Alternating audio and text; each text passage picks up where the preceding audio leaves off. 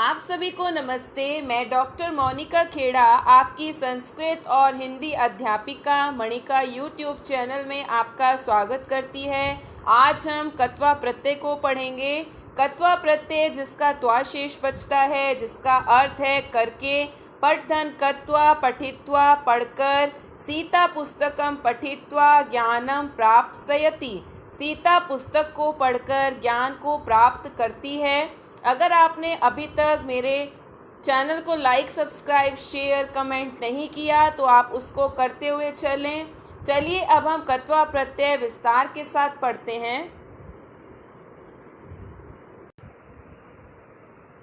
कत्वा प्रत्यय जब एक क्रिया समाप्त करने के बाद दूसरी क्रिया की जाती है, तब पूर्व की क्रिया यानी पहले की क्रिया में कत्वा प्रत्यय जुड़ता है।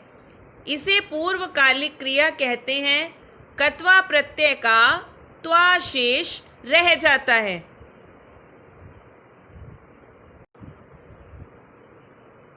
सेठ धातुओं में इट जुड़ता है। अनिट धातुओं से इट न जुड़कर धातु में केवल त्वा जुड़ता है। इसका अर्थ करके होता है।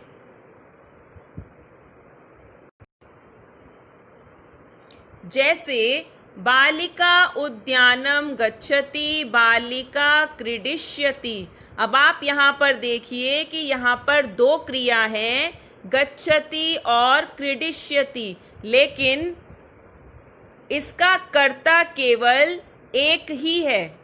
कर्ता यहाँ पर एक ही होगा, करने वाला यहाँ पर एक ही होगा, और क्रिया है यहाँ पर दो, गच्छति और क्रीडिष्यति। आपको यहाँ पर पूर्वकालिक क्रिया अर्थात पहले वाली क्रिया में आपको कत्वा प्रत्यय लगाकर एक पूरा सेंटेंस बनाना है। जैसे बालिका उद्यानम गच्छति, बालिका उद्यान जाती है, बालिका खेलेगी। तो पहली क्रिया है इसमें गच्छति। गच्छति की धातु होती है गम। गम में अगर आप कत्वा प्रत्यय जोड़ देंगे तो इसका बन जाएगा गत्वा। गम का मतलब जाना और गत्वा का मतलब जाकर। और बालिका यहाँ पर कर्ता केवल एक ही है, जाने वाली भी और खेलने वाली भी। तो बालिका उद्यानम गत्वा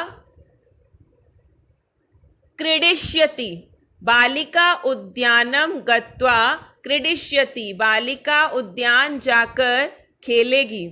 इस वाक्य में बालिका रूपी कर्ता दो क्रियाएं करती है, उद्यान जाती है और खेलती है।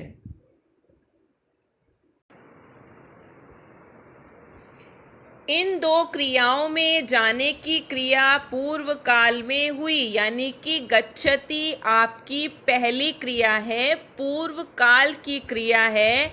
अतः यह पूर्वकालिक क्रिया होगी जिसमें कत्वा प्रत्यय लगकर गत्वा रूप बना है। नेक्स्ट एग्जाम्पल देखिए आप। सीता पुस्तकम पठति सा ज्ञानम प्राप्स्यति। यहाँ पर सीता कर्ता केवल एक ही है, सीता, और ये सा भी सीता के लिए ही प्रयोग किया गया है। कर्ता यहाँ पर एक ही है और उसका काम क्या है कि वो पढ़ भी रही है और ज्ञान भी प्राप्त कर रही है। तो यहाँ पर जो पूर्व काल की क्रिया है, पूर्व काल में क्या हुआ, पढ़ना, पढ़ती है। तो आपको पठ धातु में कत्वा प्रत्यय लगाना है और सेंटेंस को एक करना है। कर्ता को आप दो दो बार प्रयोग नहीं करेंगे, एक ही बार प्रयोग करेंगे। जैसे सीता पुस्तकम पठित्वा ज्ञानम प्राप्स्यति, सीता पुस्तक पढ़कर ज्ञान को प्राप्त करती है। रमेशः पुस्तकालयम अगच्छत। यहाँ पर संयोग हो जाएगा, ये हो जाएगा म और अ। रमेशः पुस्तकालयम् अगच्छत्, सः समाचार पत्रम पठति। यहाँ पर दो क्रियाएं हुई हैं, अगच्छत् और पठति, लेकिन यहाँ कर्ता एक ही है, रमेशः।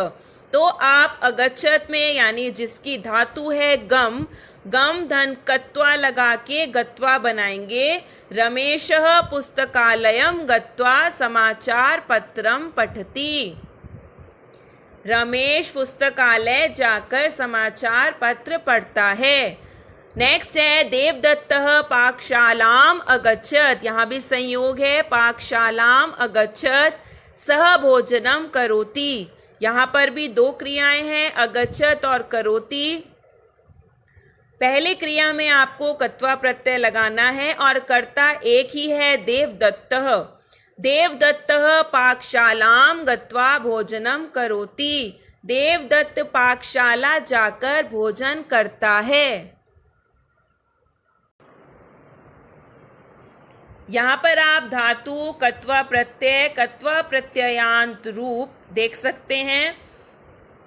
इसके अलावा जो आपकी एनसीईआरटी बुक्स हैं, आप उनमें से भी कत्वा प्रत्यय का टेबल तैयार कर लें। ये आपको केवल समझाने के लिए प्रत्यय दिए गए हैं। इसके अलावा परीक्षा में आपकी एनसीईआरटी बुक में से कहीं से भी आ सकते हैं, इसलिए आप उनकी अच्छे से तैयारी करें। फर्स्ट है इसमें क्र कत्वा, कृत्वा, क्री कृत्वा, करके, नम कत्वा, नत्वा। अब इसमें ये कत्वा प्रत्यय में म और न का लोप होकर नत्वा हो जाएगा। म का लोप करते हैं, न का लोप करते हैं, इसमें ज और च का क बन जाता है। आप इन प्रत्ययों को देखते हुए चलें। क्री कत्वा कृत्वा करके, नम कत्वा नत्वा नमस्कार करके, दा कत्वा दत्वा देकर। यहाँ पर डबल त लगेगा, आधा और आधा। दत्वा त और त, दत्वा देकर। दृश कत्वा दृष्टवा, यहाँ पर श बन जाता है श का और त का ट बन जाता है। आप इसको देखते हुए चलें, जो चीज चेंज हो रही है। दृश कत्वा दृष्टवा देखकर। त्यज कत्वा त्यक्तवा, ज का क त्यक्तवा छोड़कर। पच कत्वा पक्तवा पकाकर। सेवेंथ है लभ कत्वा लब्धवा प्राप्त कर। भ का ब बन जाएगा और त का ध बन जाएगा। लब कत्वा लब्धवा प्राप्त कर। क्री कत्वा क्रीत्वा खरीद कर। पठ कत्वा पठित्वा पढ़कर। पठ कत्वा पठित्वा पढ़कर।